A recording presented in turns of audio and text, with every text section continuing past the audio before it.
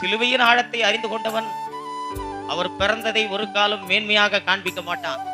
அவரை நீ விசுவாசிப்பது உண்மையானால், உனக்காக எனக்காக அவர் பிறந்தது உண்மை என்பதை நீ விசுவாசிப்பாயானால், உண்மையாகவே அவர் என்னை ரட்சிக்க பிறந்தார் என்று நீயும் நானும் சொல்வது உண்மையாயிருந்தால், வெறும் அவருடைய சிலுவை மரணத்தை விசுவாசித்து பாவ மன்னிப்பு பெற்றுக் கொள்வது மட்டும் நமக்கு இருக்கக்கூடாது. அவர் இந்த பூமியிலே சிலுவையின் வாழ்க்கையை வாழ்ந்தார்.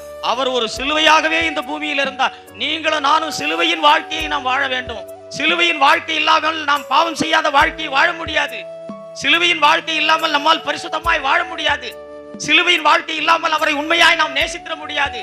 சிலுவை இல்லாமல் பரிசுத்த ஆவியின் வல்லமையினாலே நாம் நிரப்பப்பட முடியாது. நமக்கு பாடுகள் அவசியம், நமக்கு நிந்தை அவசியம், நமக்கு உபத்திரவங்கள் அவசியம். இவைகளெல்லாம் இல்லாவிட்டால் சிலுவையின் வாழ்க்கையை வாழ்ந்திட உன்னால் முடியாது. இவைகளெல்லாம் உன்னை உடைக்க வேண்டும். உன் மாம்சத்தை உடைத்து உன்னை தாழ்மைப்படுத்த வேண்டும். இவைகளெல்லாம் உன்னை பூஜ்யமாக்க வேண்டும்.